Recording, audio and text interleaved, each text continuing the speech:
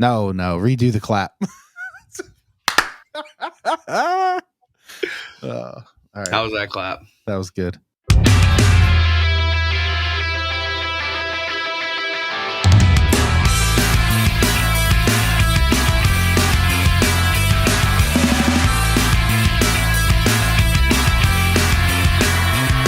Philly sports, love and pain. I'm Dave. I'm Kenny. It was pain. It didn't take long. It didn't take long. Kenny did it. Didn't take long. We knew this was coming. I mean, honestly. I mean, not against the Niners. I thought they had a pretty good chance of winning, but we're here. Oh, and man. I mean, I'm a little more encouraged than you are, I think, based on our conversation. Not that you're not encouraged, but yeah, no, I feel better. I'm encouraged still. I'm still encouraged. I'm still not like bailing on them, like I'm not, but I'm also not, I'm nowhere near what I was last week. You know what I mean? Like, and you can say all you want, like, okay, it's the Falcons. Yeah, I can say that all I want, but still, I'm still like kind of hopeful that it's like good and they're actually good and it's not just the Falcons. But I mean, now we have this Niners game to look at, and it makes me feel. Man, I'm like, that's why this episode is called Peaks and Valleys, because literally peaks and valleys, man. Like the whole game. Like it was exciting. It was boring. It was very boring at times. And, the last couple minutes in the fourth was exciting. So, I mean, you're right. It's peaks and valleys, and, let's dive right into it. So yeah, the first thing we're going to talk about, obviously, is the birds. And we had, we had a pretty good game going for a little while, at least as far as like a defensive struggle, or, if it was close, it felt like it was going to be like anybody's game, and then the second quarter happened, and, holy shit, the second quarter happened, and boy, did it happen. The first things we're going to dig into is Hurts, man. We got to dig into Hurts a little bit first. You want me to give you the So hit it. All right. So he threw 23 times, completed 12, 190 yards, took 2 sacks. And, we had that 91-yard bomb that, I mean, should have been a touchdown. But I think the encouraging thing I saw again was 10 rushes, 82 yards. I mean, he's going to carry the weight in the rushing, and I guess that's a concern for us. I mean, we're going to get into that, Miles Sanders situation, but yeah, I mean, awful throwing game. Honestly, I mean, besides that 91-yard pass, there was nothing. You know what pisses me off about that? What pisses me off about the throwing game, and we kind of talked about it last week in the week 1 show, but like they were all about game planning for Hurts to get the ball out of his hands quick, to make quick decisions, first or second read, and it was successful. And you get the guy going, right? You get him some confidence. He has 3 touchdowns. I mean, again, Atlanta, I know, like, take everything I say with a grain of salt with Atlanta. I get it. But you got, like, the game plan worked, right? So you come into this game, and last week, Hurts didn't attempt one pass really beyond, I think it was like 23 yards or something, right? Okay. This week, he's got 6 balls in the air beyond 25 yards, and most of them were heaves. And just not first reads. They were like third reads, maybe. The one that stands out to me was the one that was early. It was a deep ball to Devontae down the middle, kind of down the middle. It wasn't down the middle. It was like on the left side a little bit, but that ball was like, he had all day in the pocket. He could have scrambled. He had all day in the pocket, and he like heaves it to Devontae like 53 yards down the field or whatever it was. And it was underthrown. It was like weird. Like everybody wanted DPI on it, but it was a bad ball. It was a bad ball. And I don't know what was going on. I just felt like there was a lot of weird a lot of weird situations that they put Hurts into because of the way they were calling the plays. They weren't running bubble screens. They weren't running like the quick, like, quick screen to Rager, or, bubble screen to Gainwell. They weren't doing any of that kind of stuff until later, and then, it was too late. But well, it was panic. It was panic. That's all it was, right? So you throw that ball to Smith. I mean, he almost catches it. That shows you the the talent within Smith. I mean, you could say good defense. I don't think it was DPI. I don't think it was close. No, I don't think so. And then to touch on what you're saying about Rager, I mean, he lost confidence. He ran a bad route. He ran out of bounds and took a touchdown off the board. I mean, I'm sitting there watching the game with my my father-in-law, soon to be, and my brother-in-law, and I'm sitting there. I'm like, wow, like Rager finally showing up, and I'm like, oh, that's not on Rager. The corner squeeze him. And then as I'm watching it on Twitter, and I'm like, yeah, I know. And that's what I've been saying about Rager. It's just like it feels like it's laziness, right? I just feel it's laziness. Like he's not taking the next step that you need to be good. Like he's got speed, of course. He's got hands. I think he can catch. It's just is he in film? Is he doing what he needs to do? And so far, I mean, again, we've said this. Atlanta. All right, so after that week, I thought Atlanta was okay, decent, you know what I mean? But they're not a good team. So it's okay to admit that now. They're not a good team. It's really they might win very 3 clear. or 4 games. Yeah, very clear. I mean, they hung with Tom Brady, but it was Matt Ryan threw 2 pick six at the end of that game. That just insane to me. But yeah, the Rager play, like at first, listen, my first read was on the radio because I was coming home and I was listening to the game on the radio, which I love Merrill. So like listening to the game is not a big deal. Like I like it. So like when I heard the call, I was like, what the hell's going on? Like they thought it was a touchdown, and then they're like, oh, he stepped out, but he got edged out by the corner. So I'm like, all right, I'm giving Rager like the benefit of the doubt, whatever. And then I get home and today I'm like watching the replay of the game, and I'm like, holy shit, he ran himself out of bounds. He ran out of bounds. You have to know where that line is, dude. You got to know. Yeah, and I mean, it goes back to what I've been saying probably since we drafted him. I just think he's lazy. I think he thought he had a chance, and the chance wasn't there, and he stepped out of bounds. And can you reestablish yourself? I mean, you have to be able to, right? But how, right? Like, I don't know how you reestablish yourself.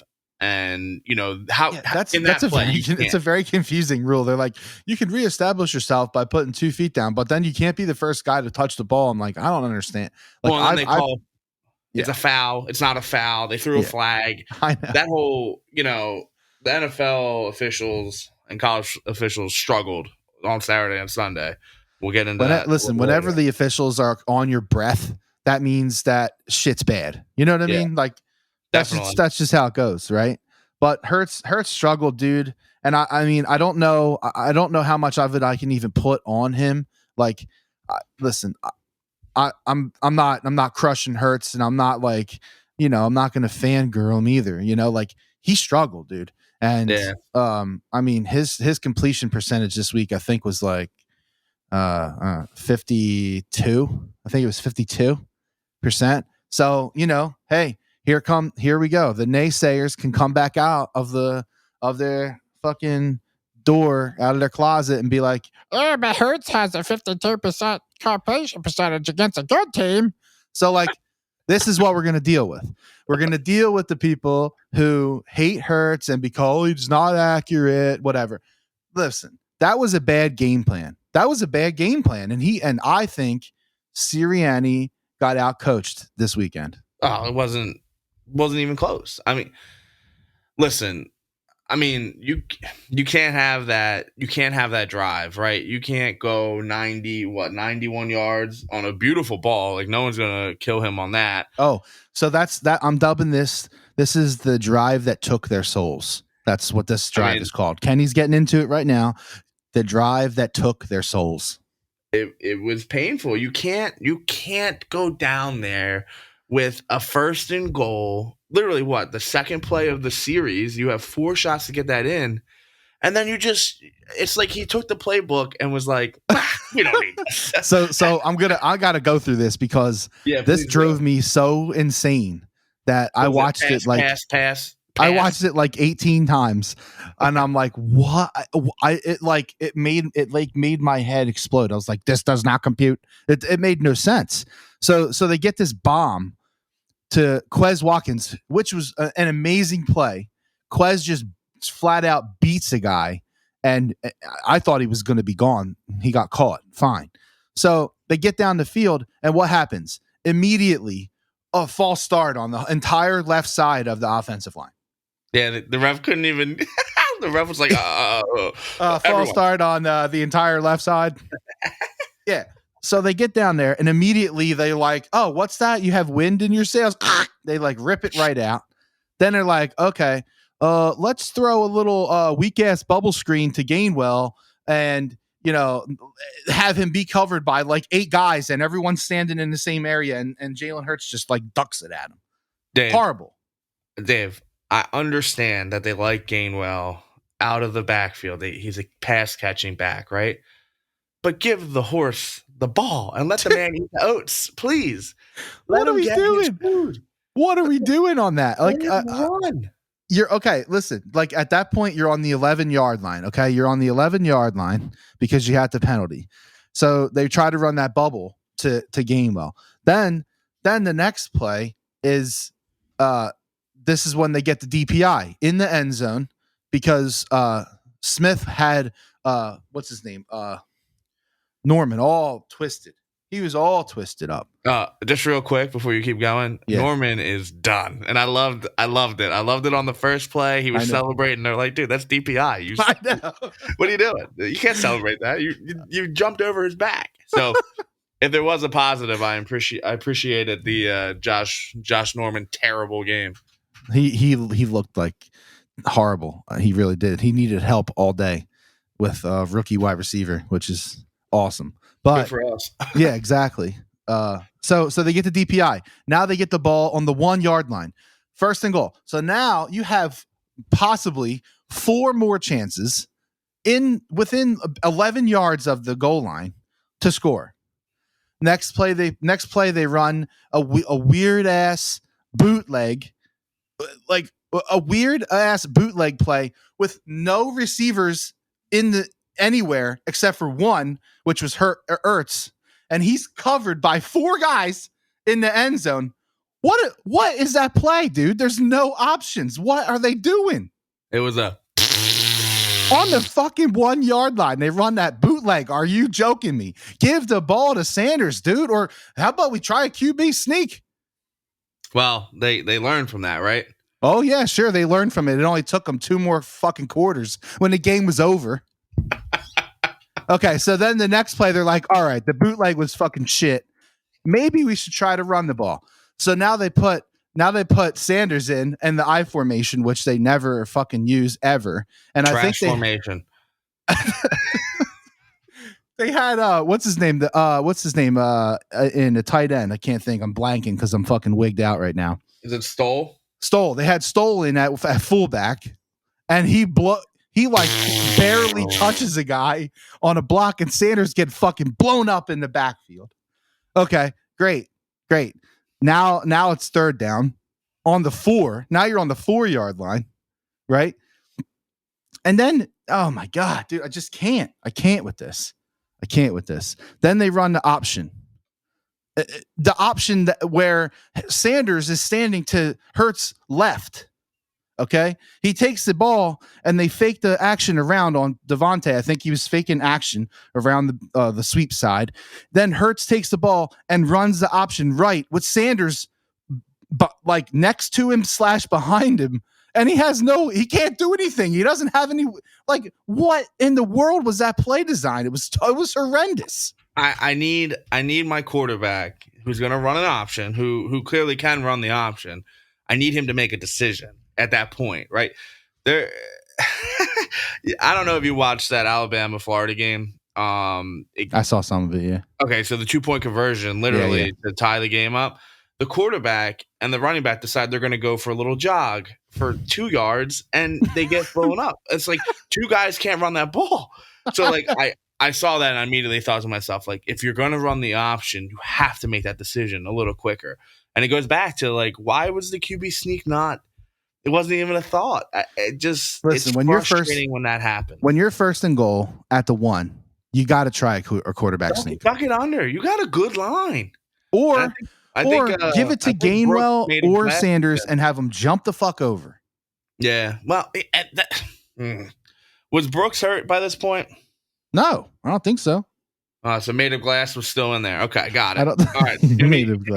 I can't wait to talk about this play. Yeah, so then they come out. and they're like, fuck it. We don't need points. We're going to just go for it. Okay. Well, I'll argue here. I don't hate it. Listen, I'm not against it. I'm okay with them going for it. I'm just mad at them at this point because they already got a fucking kick blocked. So they already left points on the board already.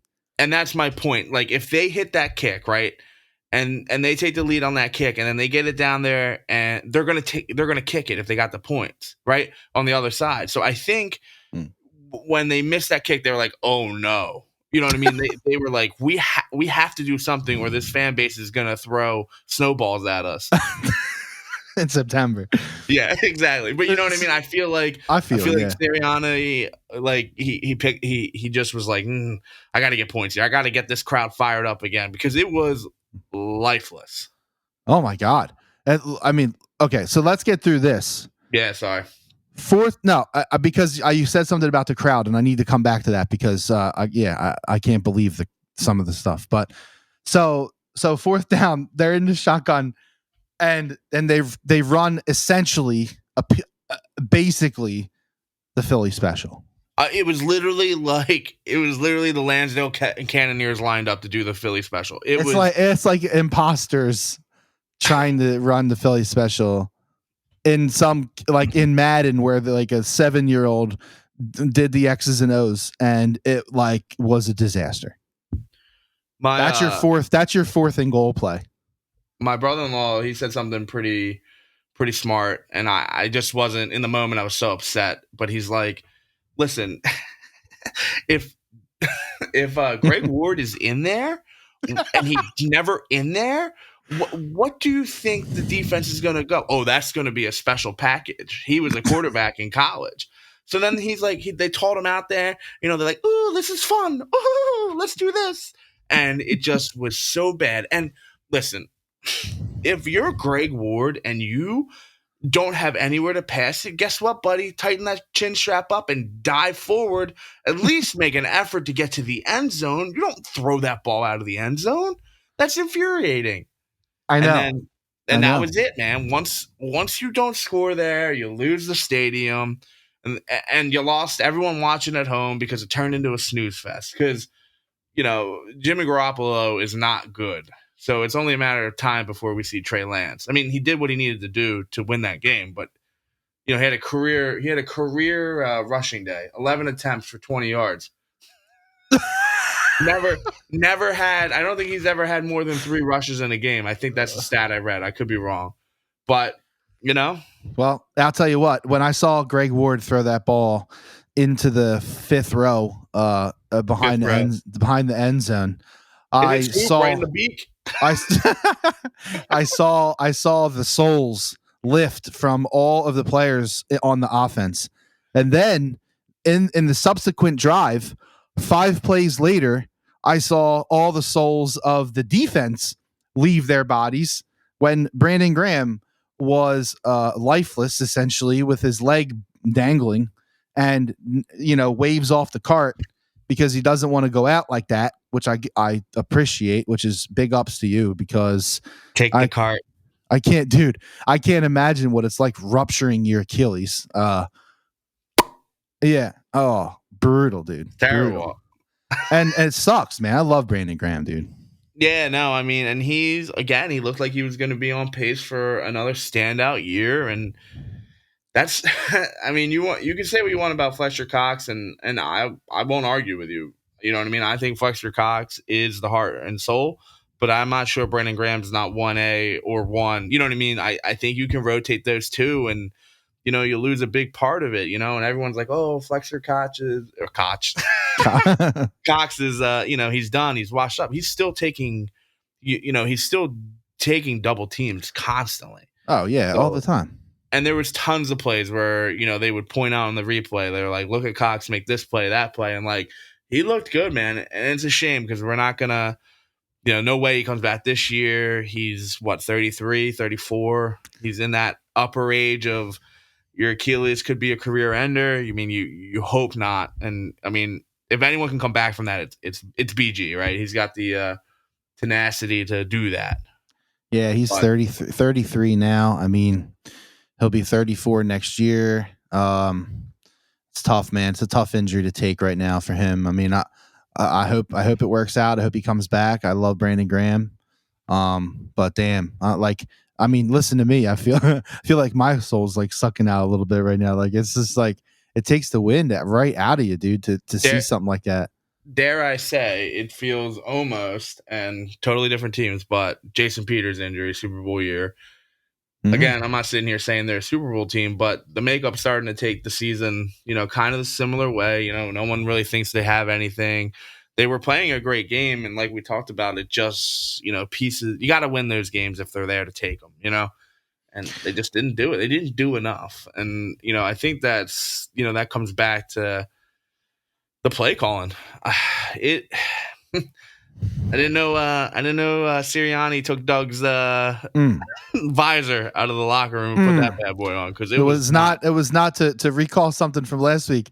He did not have the passionate visor on this week, bro. He had his dull work visor on. That was so, oh man, so the drive that took the offense's soul, and then the Niners come out and take the defense's soul and the defense gives up a 97-yard 4-minute drive that just is a dagger right into your gut and takes the lead literally seconds before halftime. And you're just like, what the fuck? Yeah, you just really would hope that they could have got a stop there. And I mean, everything was kind of working. I mean, Jimmy looked bad in those first couple of drives there. I mean, honestly, I wrote this down and I was surprised because, I mean, I was feeling hype. I said first 3 series were 3 and outs. I mean, defense looked like they were there. And I don't think the defense played poorly in any way. I don't think the offense gave them enough time to even, breathe on the sidelines. They were constantly on the field. I mean, I don't even know how many snaps they ended up running, but yeah, it was a lot. I mean, the defense played above and beyond, the call. I mean, honestly, this game was not. I mean, I hate going through like, oh, who's to blame for the game? It's not about really blame. It's just the defense, took a lot of heat. Yeah, you know what I mean. And listen, they stood up. I mean, they gave up less than 200 yards to Jimmy G. No 100-yard receiver. Close though. Close. He was 93 yards. Not a lot of rushing yards to individual. Well, you can also look at the whole. I mean, look at both wide receiver corps, right? You had Debo, and then the rest of it's atrocious, right? No one was over 5 yards on the Niners. Oh, I'm sorry, 20. Yeah, thank you, 21. Yeah, and then if you take Watkins out for the Eagles, where was anyone? Yo, it was bad, dude. And if you take that 91, I know you don't. This isn't how fucking stats work. You don't just take it away. But theoretically, you take them away when you're arguing a point. Okay, yeah. So you take away. Yeah, you take away that 91-yarder to Watkins. Hey, Hurts has 80 like 98 yards or 91 yards or something, 99 yards, whatever it is, and that's it for the game. That's ooh. It felt like no one was available on either side of the ball for the wideouts. And wideouts, where the fuck were the tight ends? They're dead. Like they're dead. I was saying, I was like, well, maybe this is what the Eagles wanted to do with like Goddard and Ertz and be like, hide them in a closet so they don't play anymore with them? So they don't have to pay them. Because, Goddard's going to get a decent contract, and I think he's going to turn it on eventually. And I think Ertz is still good. He's not, he's not 115 catches, Yeah. That's way, way gone. And now he has COVID, so I don't even think he can play next week. COVID. And I think the Birds are 100% vaxxers. So, yeah. It's not that situation, but hey, COVID list, so Goddard, let's fucking go. It's still going to affect, the league, obviously, even if everyone's vaccinated. But I don't know. They got to get those tight ends in there some way or somehow. And, again, everything I think that you're going to hear today is circling back to Sirianni's play calling. It was terrible. Okay, so talk about terrible. That first drive in the third quarter when they get the ball, what the fuck? I mean, they might as well just been like, yo, guys, it's cool.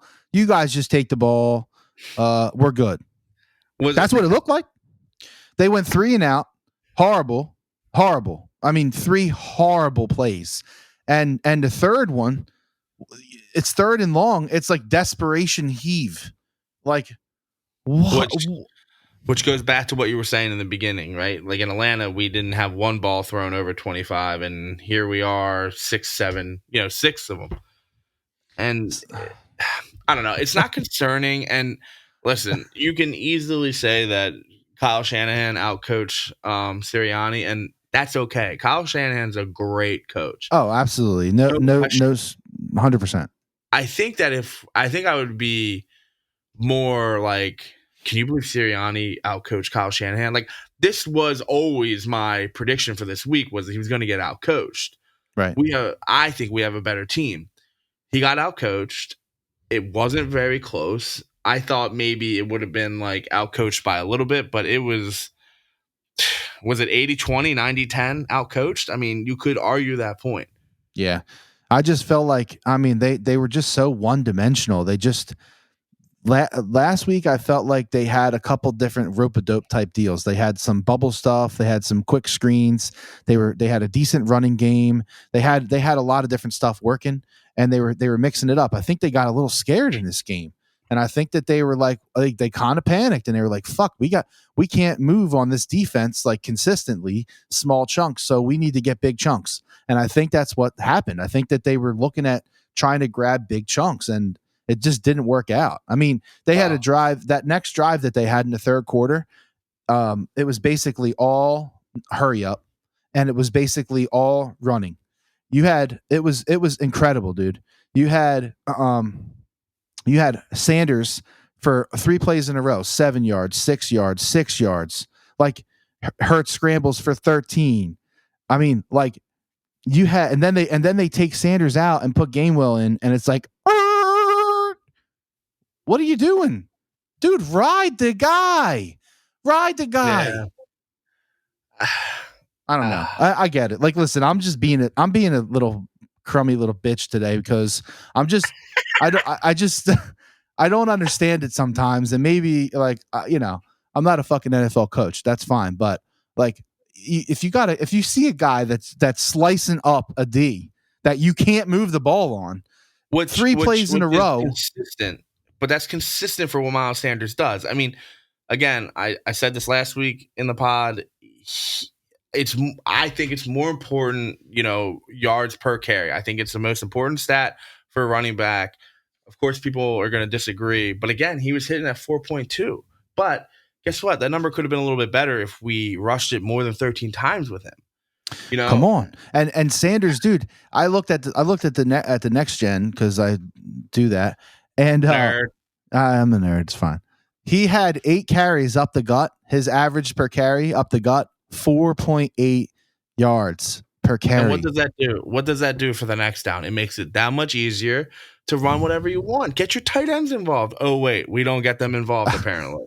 How are they not seeing that? Like, we got to get on that, guys. Come on, let's go. I don't know. And we know what Goddard can do. Let's let him do it. Goddard had that catch at the goal line there where I thought, he was going to get in for the touchdown. It was fine. But, I mean, that was a heck of a grab. The guy can ball. Let's get him the ball and let's let him do what he needs to do. But they got him the ball on the blocked field goal. He almost got a first down. I know. I think, honestly, what ended up happening, and I think we came out and the Eagles were hyped, right? First sold out game at the Link. Yep. And I think was it 2019 maybe or 18, and first game in over a year where people were allowed in, and I think Sirianni saw, oh, we've missed a few chances here, so now I'm going to abandon this playbook and really get the fans, into this game. But it just never really worked out until 5:30 left in the fourth quarter when it's just a little late. I wanted to go back and touch on one thing that I think we're not talking about, and we should. Do you know what Greg Kittle's stat line was? Kittle. Not good. And what that means to me is that we outplayed Greg Kittle, who, in my opinion, is the best tight end in the NFL. He had 4 catches for 17 yards. Yeah, you're not wrong there, but you know what's not in that stat line? The hellacious fucking blocks that he was laying down. Yeah, and I'm not arguing that fact. All I'm suggesting, but no, you're spot on. They took him out of the game, and listen, if that was the defensive game plan to shut down Kittle, and make him go to somebody else, then okay, props. Listen, like you said, the defense did not have a bad game, and to take out the premier, basically one of the top premier tight ends in the game, take him away. That's massive.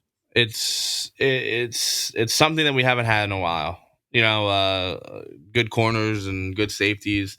I like Harris. I think he's a baller, man. He was all over the field.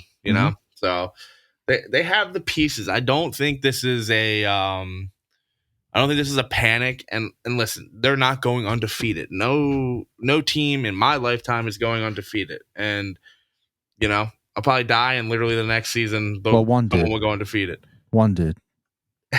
They lost the Super Bowl, but they did go undefeated. That doesn't count. You got to win the Super Bowl. Okay. What good's an undefeated season if you don't win the prize at the end? Well, yeah, okay, that's fair. You're not undefeated if you lose the game. Here's second place, you losers. So they were going to lose, right? They're going to lose games, and it's okay. It's just the manner how they lost it, and just I don't know. I'm beating a dead horse. I'm beating a drum. It's just the play calling for me was baffling, and I guess we should expect it, right? Second game. And listen, like this isn't like a bail. This isn't like a bail on Sirianni. This is not that. This is a Niners team that is like a legit team. They lost their starting running back. If they didn't lose their starting running back, this could have been a completely different conversation. That would be even bleaker, most likely, because Mostert was turned into, I don't know if I could call him a stud, but he was legit, and he's good. Yeah. So they did a good job. They played a decent game. The defense, the offense was scatterbrained and not in there. I know that the Niners defense is decent, pretty good. So what do you hold against them? The play calling was horrendous. You didn't make enough adjustments. When you see something that's good and then you don't, continue to try to mix it in, I don't know. I don't know what to say about that. Well, and it goes back to do you want your head coach calling plays, right? Do you want your head coach managing the clock and timeouts and all that stuff, or do you want him calling plays? And right now I'm fine with it. It's not something that's concerning. We got to see what he can do. I don't think he's ego driven where he's going to be like, no, these are my plays. I come up with these. You know what I mean? Like, he doesn't seem like that kind of guy. Nah, and I think they'll figure it out. And I do have something that's probably not going to get the hype that it probably deserves. But listen, special teams looks good, and I've been worried about Jake Elliott for a couple years. He looks like he's back to Super Bowl Jake Elliott, when Marvin Lewis was like, well, we cut him for a reason, and then he got fired. So that's always funny to me when I think about that stuff. And then our punter, hey, buddy. Yo. Give old CPOS a shout out. 4 punts, 204 yards. And the punter for Washington for San Fran had 5 punts for 226. So, he was, that's a one more punt to get 20 2 more yards. Whipping out some boots.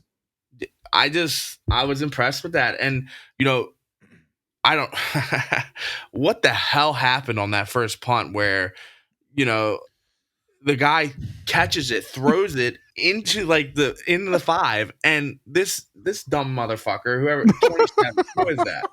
I'm gonna have to tweet him and tell him he should pay attention. He'll probably block you.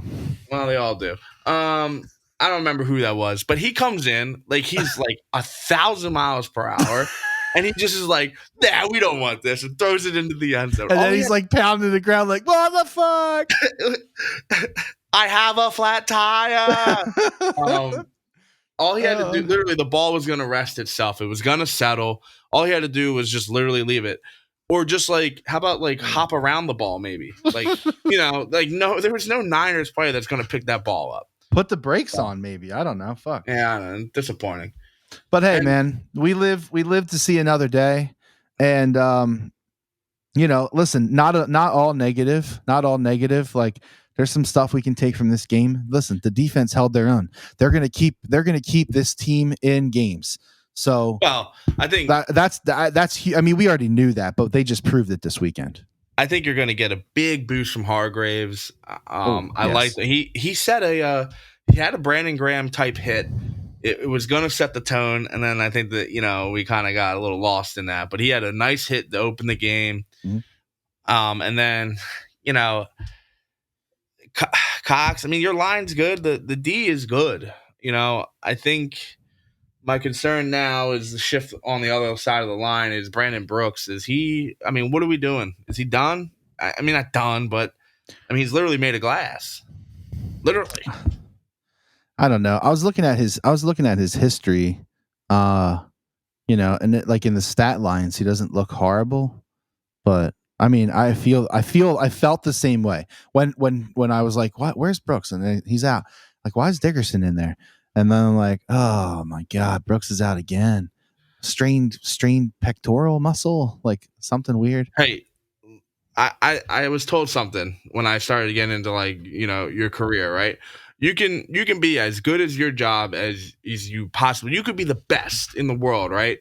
But you know what the best thing about being an employee is being on time and being there, right? Just showing up is the most important stat of anything. And for 3 years, it feels like we don't have that much with Brooks. I think his contract's up at the end of this year, or maybe he has one more. I don't know.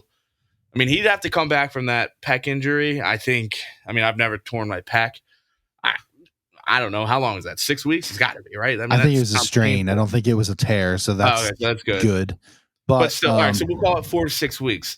So show me something in those 4 to 6 weeks that you can be durable, and I don't even need him to be elite. He just needs to be good, So yeah, well, either that or unless Dickerson shows something, then I guess we got a new right guard.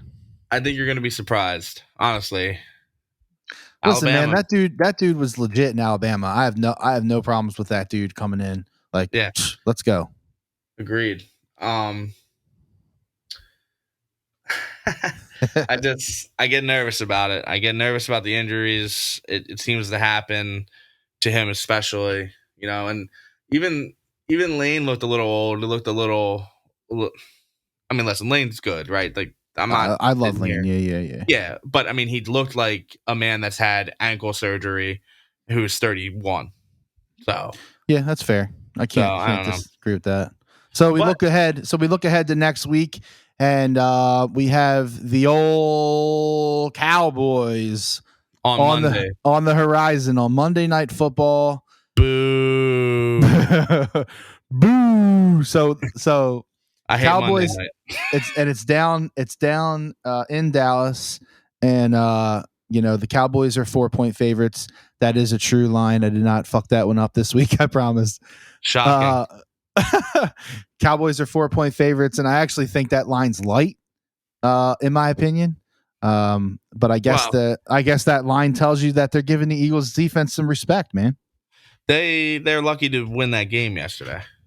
So yeah, 100%. I mean, you had Zeke again. Not Zeke is not Zeke. All right, and he might be still okay, but He's not what's. Did you hear what he said? Oh God. No, he said, all you idiots that don't know football should maybe learn football if you think that I didn't have a good game. Okay. It's not all just about stats, Dave. Oh, okay. Well, guess what? Pollard ran for way more yards. It kind of literally is about stats because if you don't score, you don't win.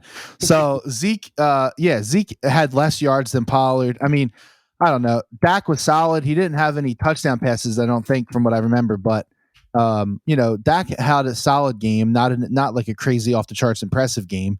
But I just the Cowboys are good, and this is going to be maybe not an equal test, but it's a huge division game. And I mean, you go into Dallas. If you can go into Dallas and shock them and win this game, I mean, that's a statement. Hey, guess who's week 4, buddy? I know who week 4 is. So you have to, I mean, you can't lose both of these. But games. You know what you just said? I hope that they don't fucking know who week 4 is, because I'll tell you what, if they know who week 4 is, they're going to get their asses fucking handed on Monday night.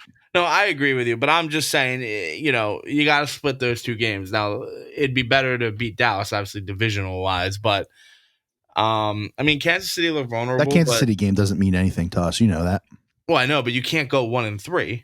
Oh, yeah, you can't lose both. I mean, it means a lot if you look at it that way. From that way, yeah. And, big old Andy coming back, A big red, man. So, yeah, I mean, Eagles +4. It's snacky. I think I kind of like it. I think I like the Eagles +4 here as of right now. I'm staying away from the Eagles. That's fair. So yeah, Cowboys this week. Let's see how they bring. I don't know. We'll see. Peaks and valleys, dude. Peaks and valleys. We'll see where we come out. So I think we're a little all over the place today. So hopefully people don't mind that too much. But so they signed Josh Sweat, right? They signed him before the game, I think, again. Yeah. So 2 weeks straight. Malata. Shout out to Malata because he looked really good against Bosa. I mean, really good. Lockdown. So that's promising. I know Bosa had 2 sacks, both of them against Lane Johnson. So I liked Malata, but Josh Sweat, he had less snaps than Ryan Kerrigan. Yeah, what is up with that? I mean, listen, no disrespect to Ryan Kerrigan. He was an Eagles killer. Yeah. And I don't think he had a bad game. I just don't want Ryan Kerrigan in there in those situations. You sign this man to a lot of money. Let's get him going. Well, and he's a playmaker. I mean, he's proven that he's a playmaker. So, and then the other thing that kind of stood out for me, which, was all this hubbub about, who's the tight end? Who, is it Ertz's team? Is it Goddard's team? Goddard played 1 more snap than him. So 37 to 36 snaps. It's just it's a split team, man. It's nobody's team. You got to make a decision. Someone's got, because they're not running a 2 tight end set. I mean, when they do, it's rare. So I don't know. They got to figure out what their identity wants to be, and I'm good. I'll jump on the ship with them, whatever they want to do. But they need to figure something out. They need to figure it out quickly because, like you just said, Monday means a lot. I know it's week 3, and I get it. I understand it's not, week 15 with if you win this or lose this, you're out of the divisional race, but it still matters. These games against the NFC East are always difficult. It's any divisional game. They need to come out, and they need to have an identity.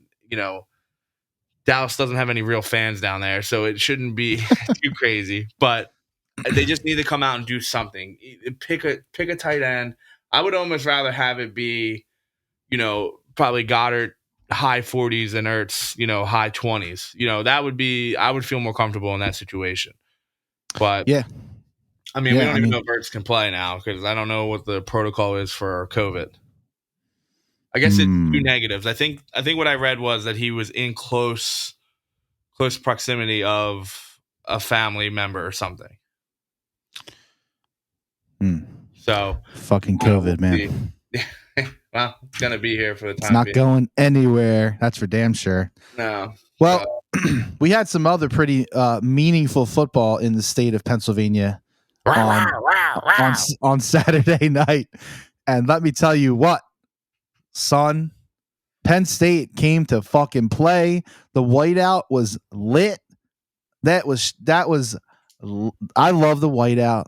My God, it gives me so many awesome memories. The whiteout, but the whiteout is fantastic. And they, you know what, other people from like around the country probably like hate that not like Kirk Herbstreit, and that they're like basically having a JO session to the whiteout. But dude, if you're not in the whiteout, if you've never experienced the whiteout, you just don't understand how electric that shit is, man. Wow. I all right, so I don't want to give him any props. But Jake, he's a Notre Dame fan, so his opinions don't matter at all. But he did say something to me, and I mean, I get it. He's sitting there, he's saying, "You guys are celebrating beating the sixth best team in the SEC." Okay, that's fine. But if they were in the Big Ten, what number are they? Yeah, that's true. I mean, the other thing too is, and we talked about this before. It's just shout out to Jake, by the way. What? Shout out to Jake, by the way. Yeah, that's a good dude right there. But I know they're not from Philly, blah blah blah blah. But it just wraps into like the mantra that I've felt for the last. I mean, I'm sure you have too, for almost a decade. Just like everyone that I root for loses these stupid games that they shouldn't be losing. And Penn State is notorious for losing to like a shitty Iowa team or a shitty Indiana team. And Auburn was a good test for them. And I mean, we were bashing Clifford, 2 weeks in a row now. And I think, even when we hopped on this call, I was just like, yeah, he was all right. But then you showed me the stat line, and I mean, yeah, he played really, really well. He was fucking lights out, dude. And that's what you're going to get with him, right? Is he going to be a guy that's going to lead you, or is he going to be a guy that hinders you? At this point, I think I'm convinced that he's the dog. Don't do that. Don't do that. I'm convinced. He's not ready to admit that. He's got it for the year. Yeah, I mean, you're not benching him, right? I get your point. Yeah, I mean, he's a redshirt senior. Like this is it. I'm still not sold. All right. But you're not sold on 28 of 32 for 280 and 2 touchdowns against Auburn on national TV in the whiteout. You're not convinced. You're not sold. The sixth best SEC team. I don't fucking care if they're the 12th best fucking whack team. He looked like a fucking stud, and he was delivering balls, dude. Nah, I'm trolling the shit out of you right now. I know. It's all good. It's all good. But, and listen, man, I hear you. I get that people are slow to commit on Clifford. I've been the same, but on Saturday night he showed me something.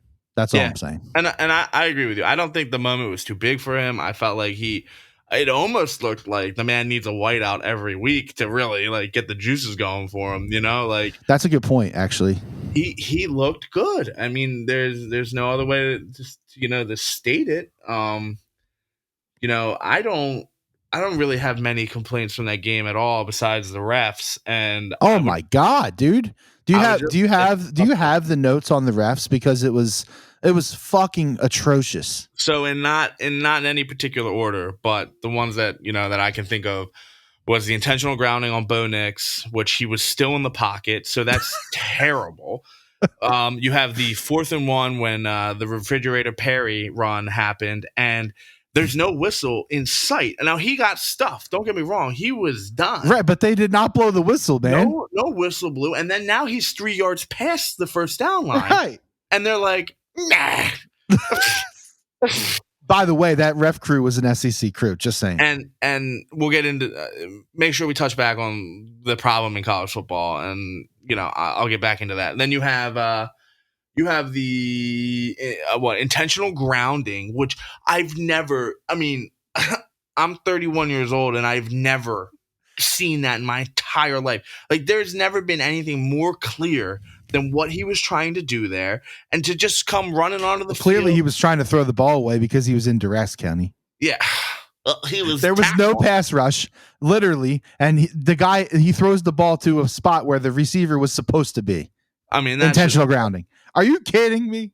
No, and then the one that really just set me off like a fucking firework how your job, can you imagine your job is to just change the little down marker thing, right? Like your job is to literally flip a switch and make it go up or down, right?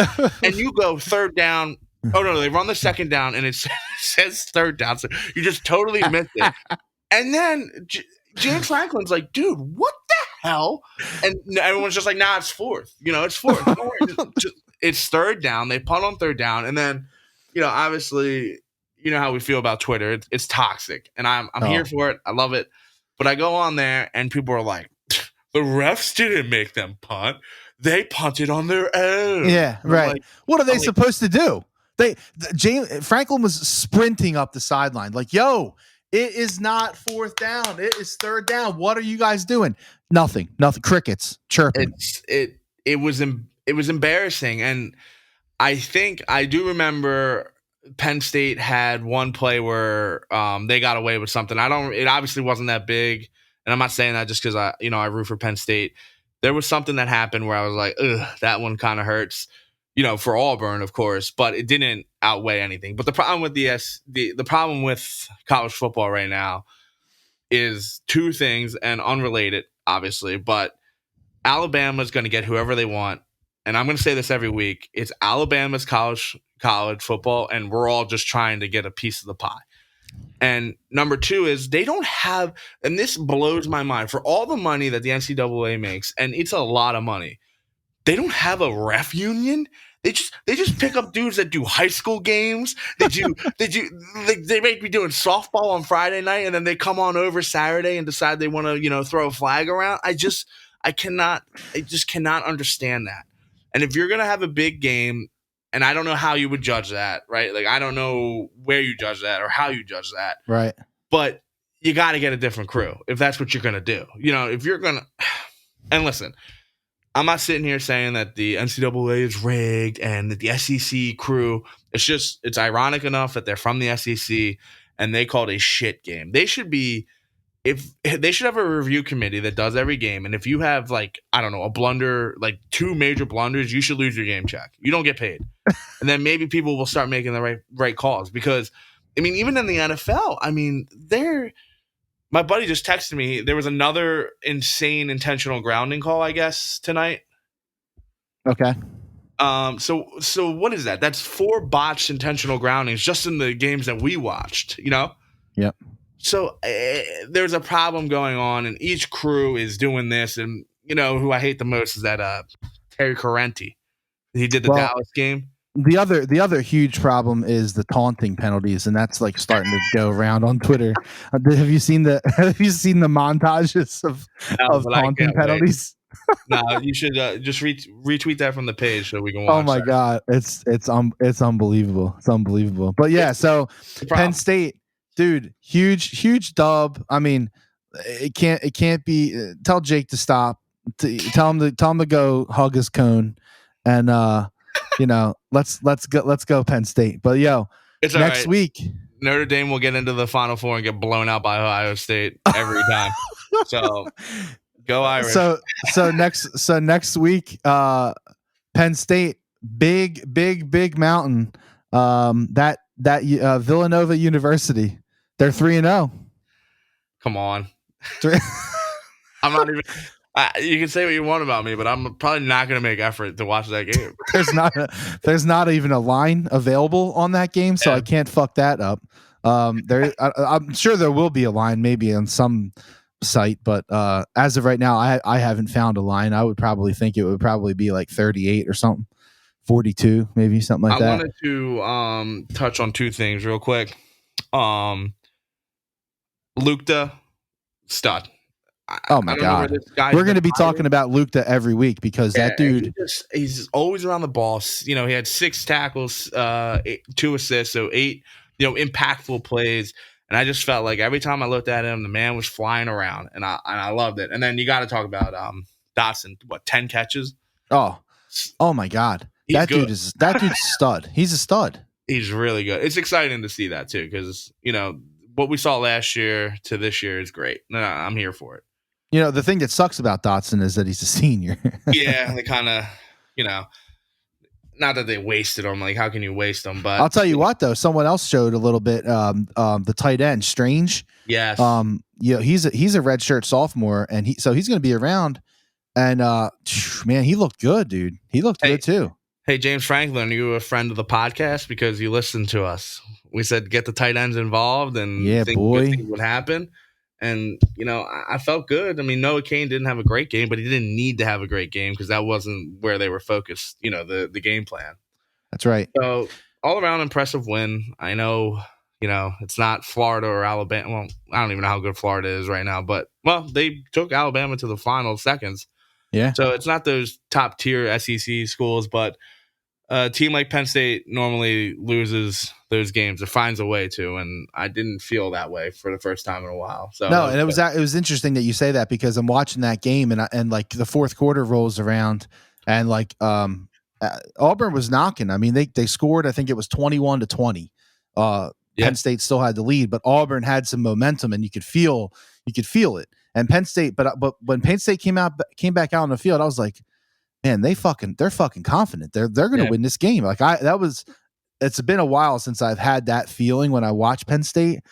Probably going back, man, maybe to like even Daryl Clark when I was that confident like that. Maybe McSorley made me feel that way. You mean watching Redskins great Daryl Clark? No. No, the Penn State Daryl Clark. Yeah, he got drafted by Washington Redskins. I know, but that's not what I used to run around IUP like, dude, he's gonna be legit, the world's greatest quarterback. Yeah, but that's. I mean, it was awesome to see them come out and just have confidence and just be like, no motherfuckers, we're winning this game, and they fucking did. They went right down the field and scored a touchdown, and that sealed the game, 28-20, and that's it. They move on this week. Villanova. Looking to go 4-0. I don't think that's going to be much of an issue. And then, the week after that, they have the old Indiana coming into town. That's the game, man. That's the game where they'll fudge it up if they're going to do it. If they beat Indiana, I feel good about the rest of the season because they're gonna split with Ohio State, Iowa, some way or somehow. So. Let's get to Indiana, get through Indiana, and we can't overlook Villanova, right? They crushed Lehigh, so I mean, they got hope. Listen, I'm not overlooking them, but I'm just saying, it's not. It shouldn't even be on the schedule. Just put it up as a bye, and I can't wait until they lose, and then I'm eating T-shirts again. Hey, listen, I hope they don't fucking lose, but I mean, I guess anything's possible, right? Hey, Dave. You want to talk about how your Phillies just lost to the fucking Orioles? Oh, okay. They didn't even get a run. So 47-102 Orioles. They lost to the Orioles. So the Orioles never win any games, right? Oh, here we go. Yeah, it's just a fucking Phillies guy. Where's the biggest Phillies guy? Listen. I don't understand people. They're like, they're playing the Orioles and then they're going to, they can't lose any games. Like, it's ridiculous. Like, how can you ever lose a game to the Orioles? If you're a playoff team, you got to swoop the Orioles. They're garbage. Okay. Yeah, you can't lose to the Orioles. You can't lose to the Pirates. You can't lose to, you can't lose to anybody else. Like, come on, dude. The Marlins. No, but go ahead. I mean, you had a pretty good line. I mean, they did well, So listen, I agree. It sucks that they lost tonight. And by the way, we're recording on Monday night this week. So that's right. So they just lost Monday night to the Orioles 2-0, and Ranger gave up the deuce and in the first inning, and then they didn't give up any runs for the rest of the game. And I mean, you can look at that as promising. 2 runs, you should hopefully win that game, right?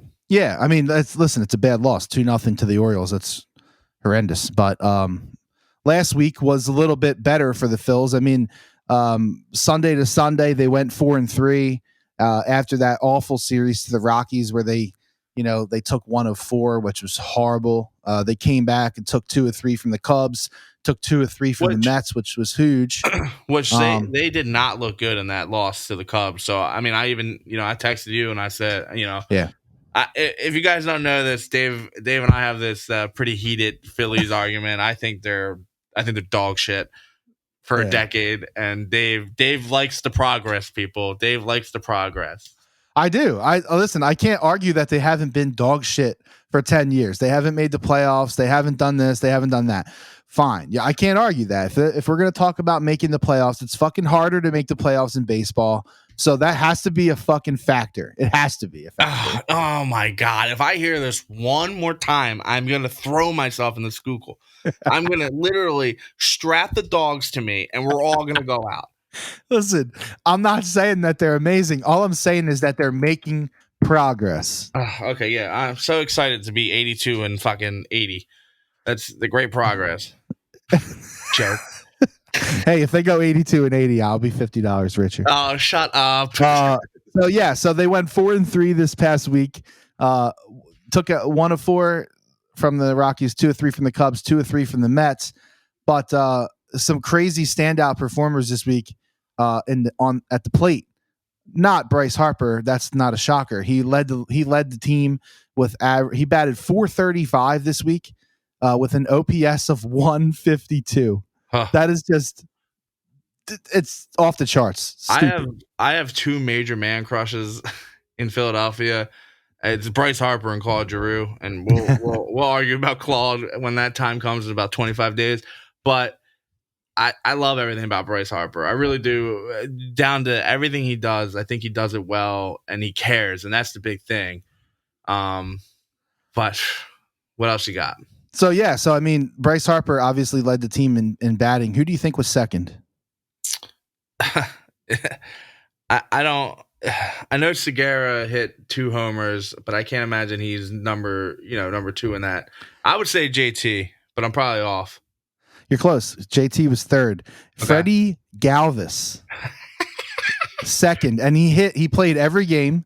He played every game. Welcome back. He played every game. He batted .429, and he had a 1.2 OPS.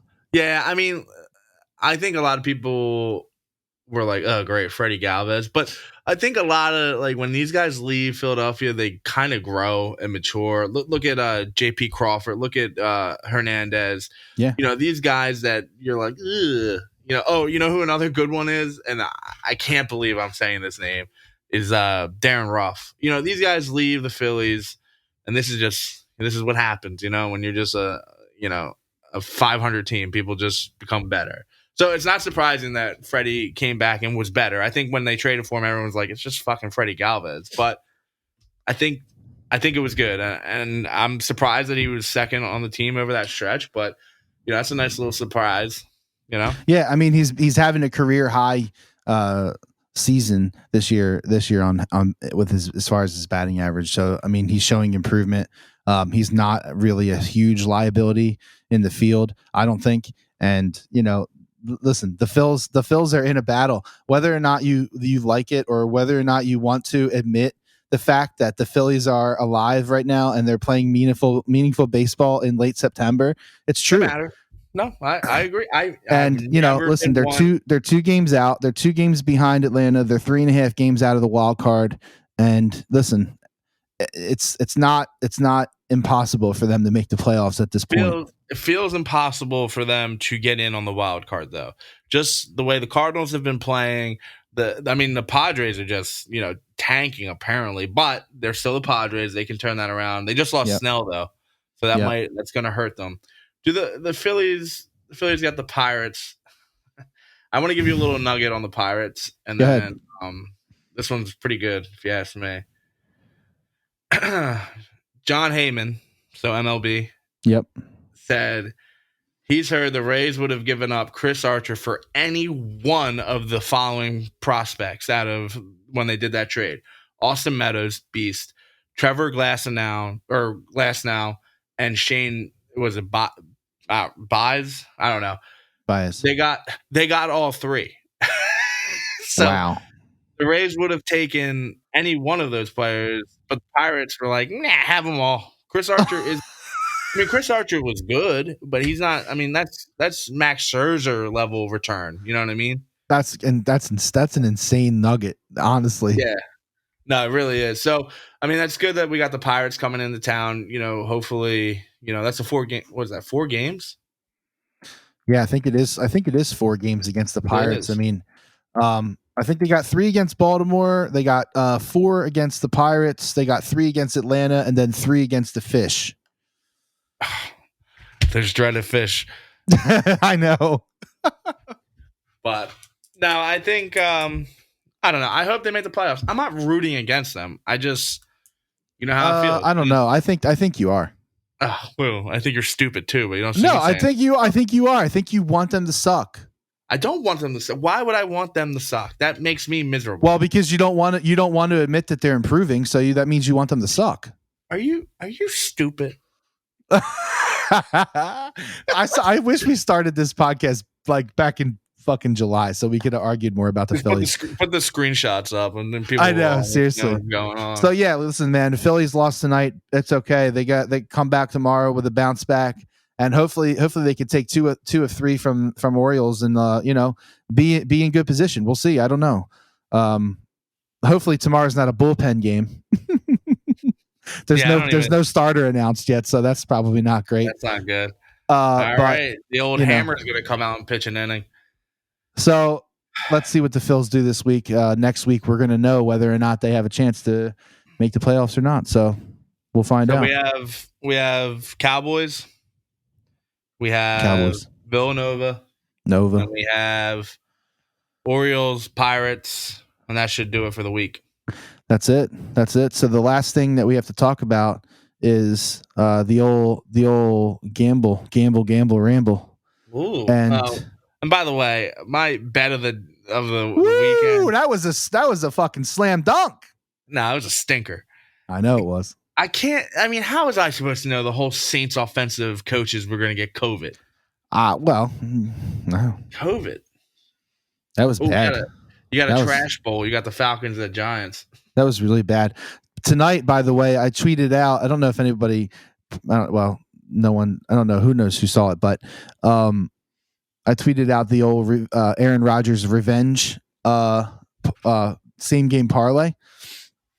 It was Aaron Rodgers to throw for over 300 yards for 3 touchdowns, and Green Bay win the game. And close. It's looking good so far. He's got 4 touchdowns as of this moment. 3 to Jones, which is insanity. Wow. So the old gambling picks. I have 3 picks here ready. So I'm going all NFL this weekend. By the way, last week opening the door. That's last week. I went 2-1. I had Cincinnati in college football. That was a dub. I had the Giants under, which was a loss, and I had the Bills minus 2.5, which was a squeaking win. I don't understand how that was even a line. That should have been a 28-point line. I don't know. I don't know, man. 2.5. Kenny had the Saints, which obviously was a loss, as we just talked about. But so this week I have 3 plays. They're all in the NFL. And the first play is the Chargers +7. I got the Chargers +7 this week. I just like that line. I like the way that it lines up. KC, I don't know. Kansas City is not the Kansas City that people think they are. They're gonna give up points. They're gonna give up plays, and they're gonna have teams hanging. And this is a division game. I think the Chargers hang around, so I'm taking the Chargers +7. I like that. Yeah, I got the Cardinals Cardinals -7. I think that line is light as hell. I think that line should be 13 or higher. In my opinion. Thanks, Urban Myers, for your 1 year in the NFL. Go enjoy USC. Seriously, bro. What in the world, man? I think the Raiders line against the Dolphins is low. -3.5. I think the Raiders are buzzing a little bit. So I know. So when I saw that line, I was like, "Ooh, that seems weird, right? That's a weird line." Well, we don't know who's starting for the Dolphins either. Correct. So yeah, I'll take Arizona -7, and then my last play is going to be the Jets. Jets +11 against Denver. I think that's too many points for Denver. And I think that this game is going to be closer than people think. All right, toss up, pick them. What do you got? Cowboys or Eagles? I'm taking the Birds, man. I'm taking the Birds, and I'm taking the Birds in a close one. I think it's going to be like a 24-21 type deal. That's my thoughts. I don't know.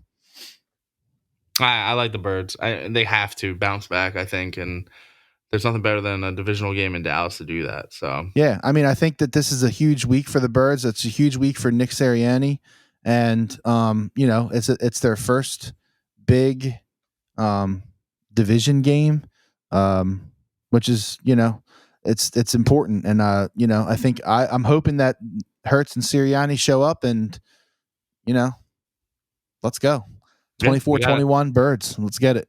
Yeah, it feels like a good score. I just hopeful they win it. Monday nights stink. It's tough. It's tough, man. Especially when you gotta get up at 4:45. That doesn't help. Nah. So, but go Birds, go State, go Phillies, whatever. Yeah, man. All right, cool. Go Birds. Philly Sports Love and Pain Week 2 in the books. I'm Dave. That's Kenny. We'll see you guys. We'll see you guys next week. Later. See ya.